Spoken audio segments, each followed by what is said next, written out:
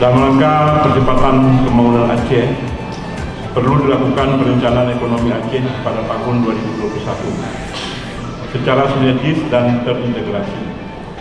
Kegiatan Aceh Economy Summit 2019 dimaksudkan untuk menciptakan kesepahaman dan solusi bagi ekonomi dan ketenagakerjaan. Akhirnya saya mengucapkan terima kasih atas kehadiran saudara sekalian, dan dengan mengucapkan Bismillahirrahmanirrahim, acara Aceh Economy Summit tahun 2019 dengan tema peluang dan tantangan percepatan pembangunan ekonomi Aceh di era 4.0, saya yang menyatakan dengan resmi dibuka.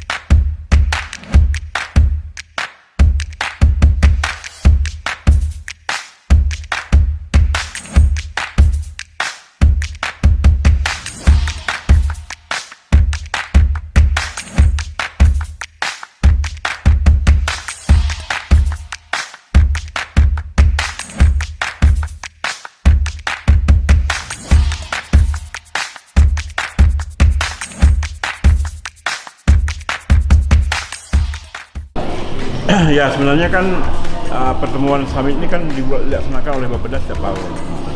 Karena dalam sistem pemerintahan Islam itu yang besarnya, itu sebenarnya kan ada 4 faktor yang harus berfungsi. Yang pertama, pemerintah yang adil. Kemudian ilmunya para ulama. Artinya itu pihak universitas. Juga sedang kita lakukan beberapa MOU sudah kita lakukan. Kemudian juga yang ketiga menyangkut tentang investasi, yaitu kedermawanan dari orang-orang yang orang kaya kalau kata Rasulullah. Kemudian yang keempat adalah doanya orang-orang miskin. Jadi pertemuan ini adalah salah satu untuk memberdayakan pemikiran-pemikiran di bidang investasi dan ekonomi. Jadi kita harapkan supaya dari forum summit ini bisa melahirkan beberapa masukan-masukan nyata. Jadi kita jangan banyak kali menggunakan bahasa-bahasa langit, tapi gunakan bahasa-bahasa aplikatif yang bisa dikerjakan. Umumnya mengenai salah satunya persoalan di Aceh ini kan menyangkut tentang kemiskinan. Jadi kita harus melihat juga sejarah kemiskinan yang terjadi di Aceh.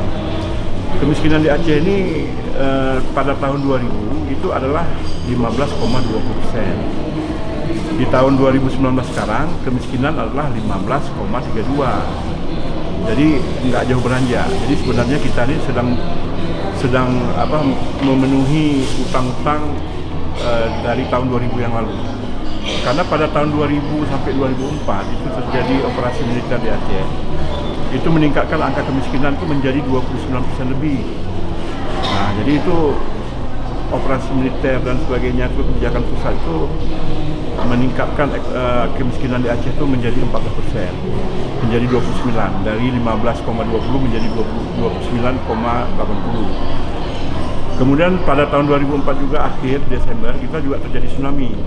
Tsunami itu menambah angka kemiskinan Aceh itu 4,5%. Angka kemiskinan Aceh itu menjadi 32,sekian%. Nah, jadi kemiskinan di Aceh itu bukan karena orang Aceh ini malas, bukan karena oknum studi dikorupsi dan sebagainya, tapi itu karena ada juga yang menciptakan, yang diciptakan, baik karena bencana maupun karena operasi kebijakan pusat. Jadi selama tahun 2004 itu sampai dengan tahun 2008 sampai dengan 2004 sampai dengan 2008 kan ada operasi untuk penanganan tsunami. Jadi ada uang yang sebanyak 72 triliun yang digelontorkan oleh berbagai pihak, termasuk pemerintah Indonesia, kemudian juga lembaga PBB, lembaga-lembaga swadaya masyarakat. Itu menekan angka kemiskinan Aceh itu sebanyak 10% menjadi 23%, kira-kira seperti itu. Kemudian kan tahun 2008 mulai turun Oksus kita tuh kalau sampai dengan 2018 itu sekitar 65 triliun. Jadi Oksus juga sudah memberikan kontribusi menurunkan angka kemiskinan di Aceh itu menjadi 8,5%, sehingga sampailah kita ke angka 15,32 sekarang.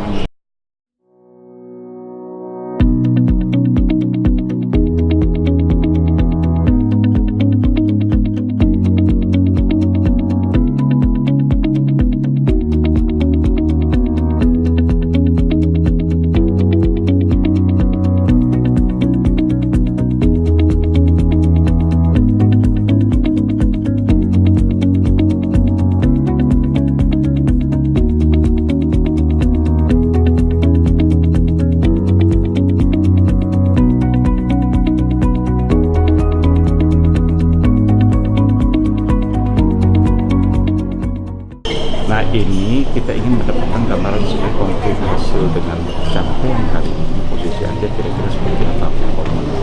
Itu kita kaitkan karena memang bicara ekonomi dia tidak barang lepas, dia punya kaitan erat dengan ekstra di luar kita. Oleh karena itu kita perlu melihat ini sebagai satu mata rantai yang secara keseluruhan saya kira akan mempengaruhi bagaimana kemudian kita mencapai mendapatkan langkah-langkah konkret berikutnya untuk kita.